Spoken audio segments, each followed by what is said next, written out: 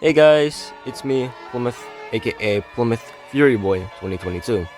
And today it's July 1st, aka Canada Day. So, yeah, it's been a while to make another Plymouth models again, basically, but since it's Canada Day, I decided to showcase the destroyer that, well, I visited her sister HMCS Haida way back last year in 2025 of August, HMCS Haida. But on the other hand, I couldn't get Haida on Amazon.ca because there was no kits of her on there. But I got her sister, HMCS Huron. And well, being a Canadian myself and also visiting one of Huron's sisters that's still preserved and still here today, I thought, why not I make a video for Canada Day? So, to honor the fact that I was born in Canada and feeling honored to visit HMCS Haida for the very first time, and also in fact the very first World War era ship I visited in person for the first time. Well, this is for Canada Day, y'all. And well, happy Canada Day. Anyways, let's get into this video, y'all, shall we?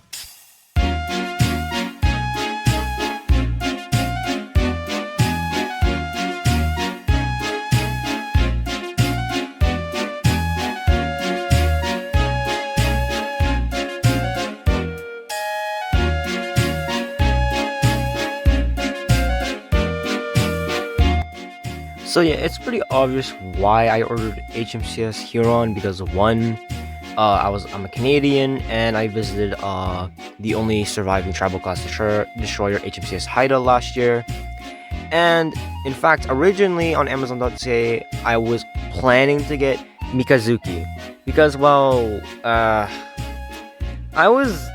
really wanted a Mitsuki class destroyer, but then I also wanted a tribal class destroyer, aka aka HMCS Huron or whatever. But I visited HMCS Haida, so obviously I was like, maybe just go get HMCS Huron because I visited HMCS Haida. So that's what I did. And yeah, Huron cost $33 on Amazon.ca, and she arrived at my door within like a week.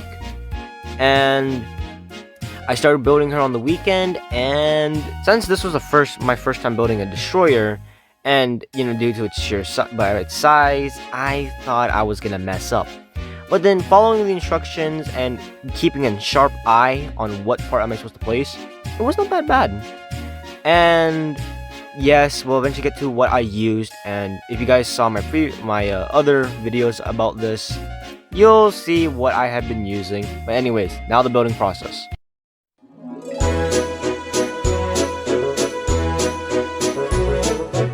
Just like King George V and Yamato, HMCS Huron was assembled with reminder. If you guys are professional at model kits, I apologize what you're gonna hear. But long story short, the tools I used were scissors as pliers. Originally, also next, I was supposed to use super glue, but then the stupid super glue literally dried up. No, I'm not even kidding when I say that. So I used the same hot glue gun, which was small, and no worries, it didn't melt the plastic. I had no issue with that one. So yeah, and used tweezers for the placements and stuff, and it was fine. And I really want to use a super glue, but the stupid glue literally dried up. So in total, the kit was actually fine. It was fine, basically. I am pretty impressed that I was shocked I used a hot glue gun for it, but well, I had to do it. But well, now it's the painting, and this is where things got a little bit tedious for me.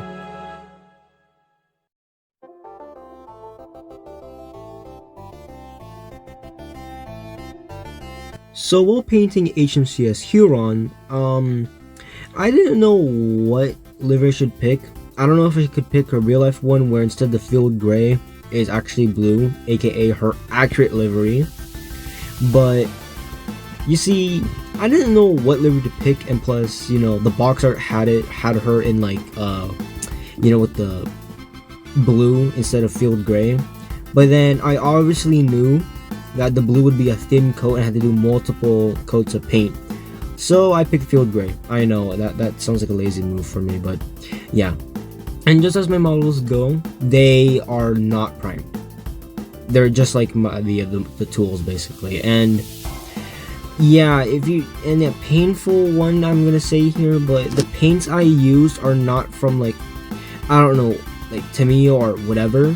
They are actually like this brand of like paint I got, usually from Dollarama.